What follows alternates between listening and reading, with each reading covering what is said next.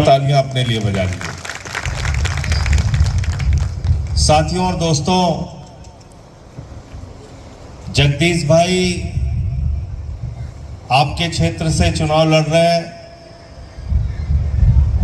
क्योंकि कांग्रेस पार्टी के कैंडिडेट जो यहां से जीते थे वो बीजेपी में शामिल हो गए, निधन हो गया और ये सीट खाली हो गई। हमारे यहाँ एक सीट खाली हुई, 2 सीटों पे बाय इलेक्शन हो रहा है। और जब मैं यहाँ पे आया तो मुझे बताया गया कि जो कैंडिडेट्स बीजेपी और कांग्रेस के हैं उनके मुकाबले जो हमारे प्रत्याशी हैं उनके पास उतना रुपया पैसा, जमीन जायदाद, बड़े घर, बड़ी गाड़ियां, ऐसा कुछ नहीं है। तो मैंने कहा जिसके साथ कोई नहीं होता उसके साथ लोकतंत्र में जनता का आशीर्वाद होता है, जिसकी बदौलत वो जीतता है। और अगर आप आम आदमी पार्टी का इतिहास देखेंगे, जब हमने 2012 में ये पार्टी बनाई और 13 का चुनाव दिल्ली में लड़ रहे थे, टोपी पहन के हम कहीं वोट मांगने जाते थे तो लोग हमारे ऊपर हंसते थे साथियों, कहते थे तो 4 आदमी पार्टी है, इनकी तो जमानत जब्त हो जाएगी, इनका पता नहीं लगेगा कहां चलेगा ये।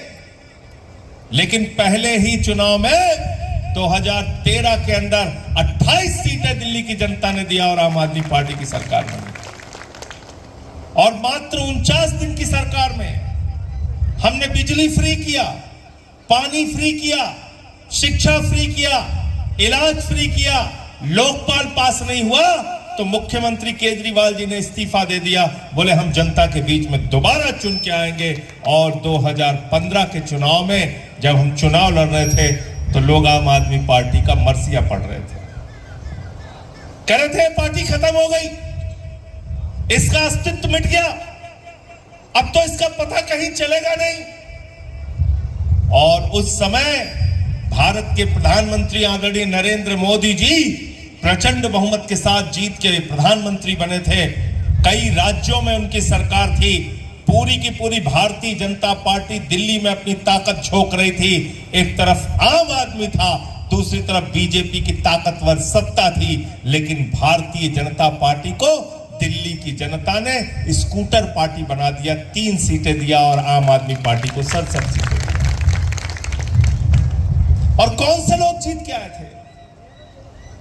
राखी बिरलान, प्रकाश, अखिलेश पति त्रिपाठी, संजीव झा, अजय दत्त, ऐसे सामान्य परिवारों के लड़के विधायक बने, मंत्री बने दिल्ली के अंदर, जिनके बारे में कभी कोई सपने में नहीं सोच सकता था कि ये पार्षद भी बन सकते हैं। दिल्ली की जनता ने उनको विधायक बनाया, सांसद बनाया, मंत्री बनाया, मुख्यमंत्री बनाया। ये काम आपने किया, आपके वोट में वो सबसे बड़ी ताकत है। और 67 सीटें आई आम आदमी पार्टी की। फिर हमने बिजली फ्री किया, पानी फ्री किया, शिक्षा फ्री किया, इलाज फ्री किया, माताओं बहनों के लिए बस की यात्रा फ्री किया।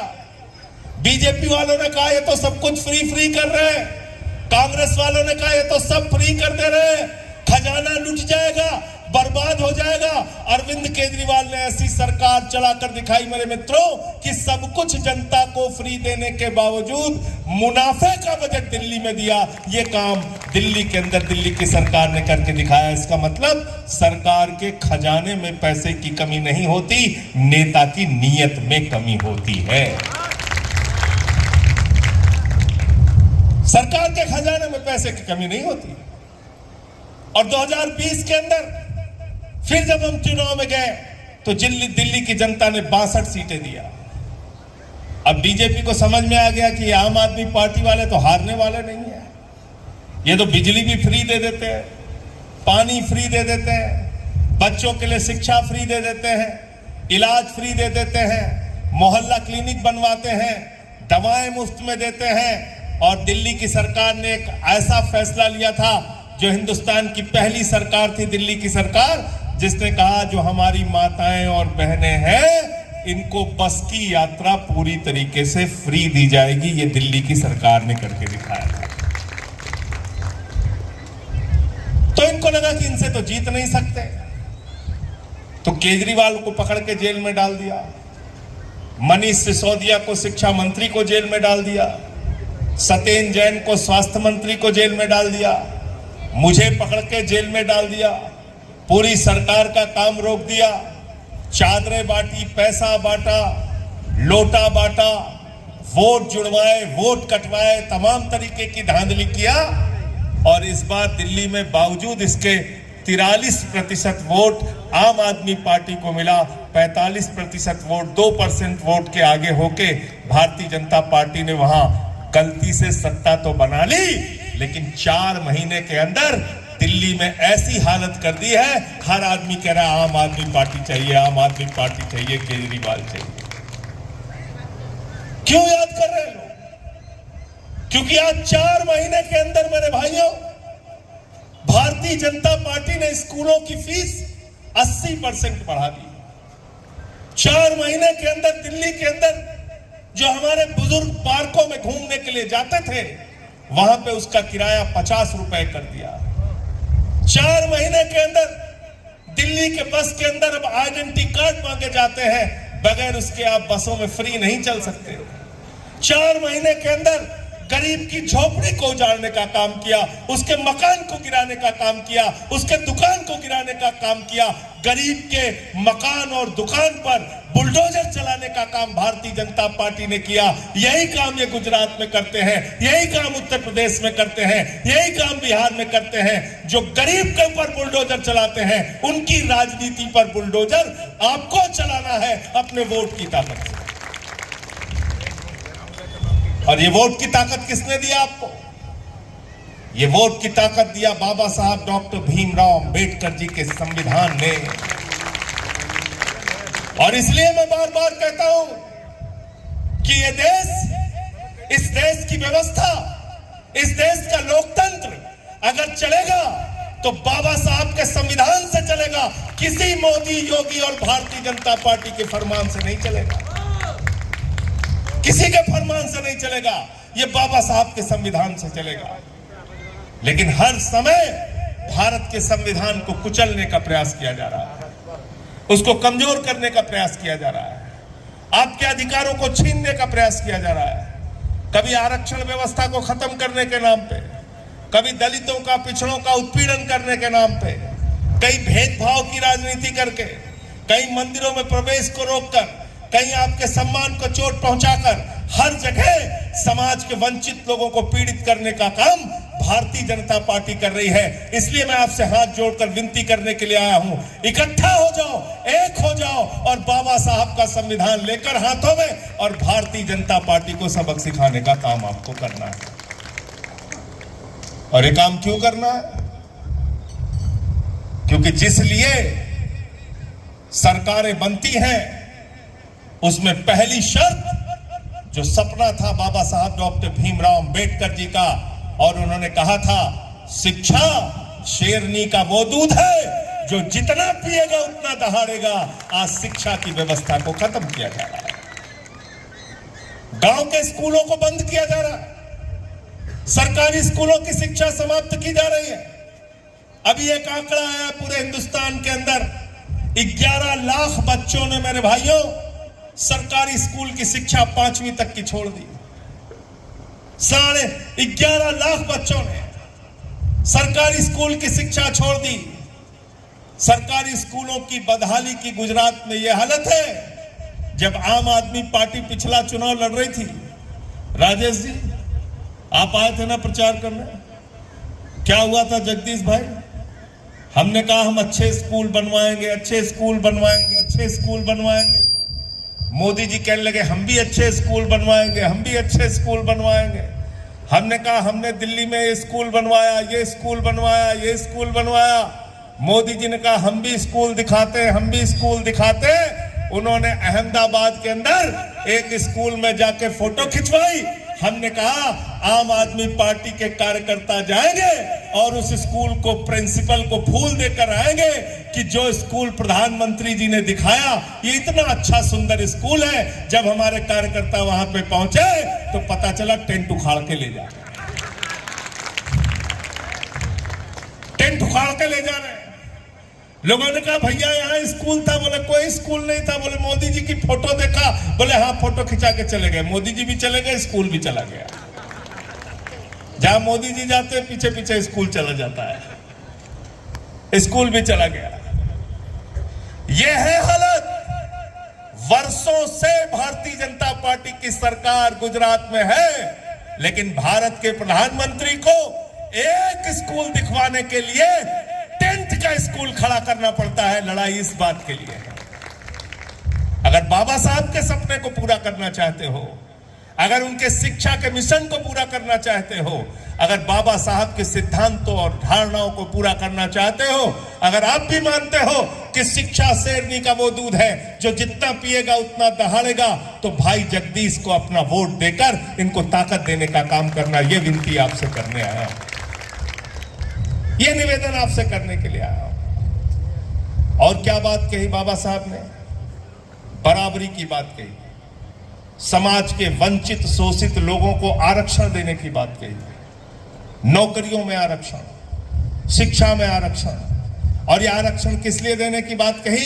कि समाज के जो लोग वंचित हैं, पिछड़े हैं। डॉक्टर लोहिया ने कहा अगर कोई आदमी 20 किलोमीटर आगे खड़ा है, कोई 0 पॉइंट पे खड़ा है, तो उसके बीच में दौड़ की प्रतियोगिता नहीं कराई जा सकती। अगर दौड़ की प्रतियोगिता करानी है तो 0 पॉइंट पे जो व्यक्ति खड़ा है उसको पहले बढ़ाकर आगे 20 किलोमीटर पहुंचाओ, तब दौड़ की प्रतियोगिता कराओ। हम दौड़ दिखाकर दिखाएंगे, हम दौड़ करके दिखाएंगे, जीत के दिखाएंगे। और आज क्या हो रहा है? रेलवे का निजीकरण, कोल इंडिया का निजीकरण, सेल का निजीकरण, बिजली का निजीकरण, पानी का निजीकरण, सड़क का निजीकरण, एयरपोर्ट का निजीकरण, पोर्ट का निजीकरण, सब कुछ निजीकरण, सब कुछ निजीकरण। जब सब कुछ निजीकरण हो जाएगा तो आरक्षण कहां रहे? आजकल तो लेटरल एंट्री के नाम पे ज्वाइंट सेक्रेटरी लेवल पर भी निजीकरण, वहां भी सरकार की मर्जी चल रही है। तमाम विरोधों के बाद उसको रोकने का काम किया। इसलिए साथियों और दोस्तों, आपसे कहने के लिए आया हूं, अन्याय के खिलाफ, अत्याचार के खिलाफ, अपने बच्चों की शिक्षा के लिए, स्वास्थ्य के लिए, मुद्दों की राजनीति के लिए अगर वोट देना है तो इस बार इस बाय इलेक्शन के अंदर, इस मध्यावधि चुनाव में इसका शुरुआत करके जगदीश भाई को यहां से जिताने का काम कीजिए। 14% वोट मिला था हमें 2022 के चुनाव में। आम आदमी पार्टी को 14% वोट मिला था। 5 सीटें हमारी विधानसभा से जीत के आई हैं। ऐसे ही पंजाब में 17 में जब हम लोग लड़े तो 20 सीटें हमारी आई, और जब 22 के अंदर हम चुनाव लड़े तो उसी पंजाब में 92 सीटें आई, प्रचंड बहुमत के साथ सरकार बनी। तो इसलिए गुजरात में भी देरी नहीं है। देर है तो सिर्फ आपके इकट्ठा होने की, आपके एकजुट होने की। ये जाति धर्म की राजनीति से बाहर निकलकर जनता के मुद्दों की राजनीति पर हमें काम करना है। शिक्षा के सवाल पर वोट देना है, स्वास्थ्य के सवाल पर वोट देना है, बिजली के सवाल पर वोट देना है, पानी के सवाल पर वोट देना है। अरे ये देश तो गांधी का देश है, अंबेडकर का देश है, सरदार वल्लभ भाई पटेल का देश है। यहां पर मोदी और अमित शाह के फरमान से देश की व्यवस्था नहीं चलेगी, नहीं चलेगी। और जिस मुख्यमंत्री जी को बैठाया यहां पे, उनको तो जो निर्देश ऊपर से मिलता है वही काम करते हैं, अपना तो कुछ करते नहीं। जो उनको आदेश मिलता है वही काम करते हैं। तो इसलिए मजबूत लोगों को जिताइए जो आपकी आवाज उठा सकें, आपके लिए लड़ाई लड़ सकें। और हमारा ये नौजवान साथी जगदीश भाई, इसकी उम्र 70 साल नहीं है। कितनी उम्र है इसकी? नौजवान साथी है हमारा, इसको जिताकर भेजिए। ये लड़ेंगे आपके लिए, ये संघर्ष करेंगे आपके लिए। क्या निशान है इनका? निशान क्या है इनका? क्या निशान है? बहुत काम की चीज होती है। घर की सफाई करनी हो तो क्या चाहिए? मोहल्ले की सफाई करनी हो तो क्या चाहिए? गांव की सफाई करनी हो तो क्या चाहिए? शहर की सफाई करनी हो तो क्या चाहिए? गुजरात की सफाई करनी हो तो क्या चाहिए? देश की सफाई करनी हो तो क्या चाहिए? किसी के दिमाग पे भूत सवार हो गया है तो भूत उतारने के लिए देखा है नहीं देखा है? हमारे यहां जब गांव में किसी को भूत सवार हो जाता है, 4 लोग उसकी टांग पकड़ के उठा के लेके जाते हैं, ओझा उसको मार झाड़ू मार झाड़ू मार झाड़ू उसका भूत उतार देते हैं। तो हमारा चुनाव निशान क्या है? तो सत्ता का भूत जिस भारतीय जनता पार्टी के ऊपर सवार है, उसका भूत उतारने का काम आपको अपनी झाड़ू से करना है। पहले नंबर पे इनका चुनाव निशान है और वोट देकर पहले नंबर पे इनको पहुंचा देना, इनको जिता देना। दूसरी बात है कांग्रेस पार्टी की। कांग्रेस पार्टी ने वर्षों वर्षों तक राज किया, वर्षों वर्षों तक राज किया कांग्रेस पार्टी ने। और आपको हासिल क्या हुआ आप सोच सकते हैं। आज कांग्रेस पार्टी की देन है कि भारतीय जनता पार्टी देश की सत्ता में और गुजरात की सत्ता में बैठी है। इसलिए न बीजेपी, न कांग्रेस, न पंजा, न कमल इस बार चलेगी। जोर से बोलिए, क्या चलेगी? क्या चलेगी? बहुत बहुत शुक्रिया, बहुत बहुत धन्यवाद। इंकलाब जिंदाबाद, आम आदमी जिंदाबाद।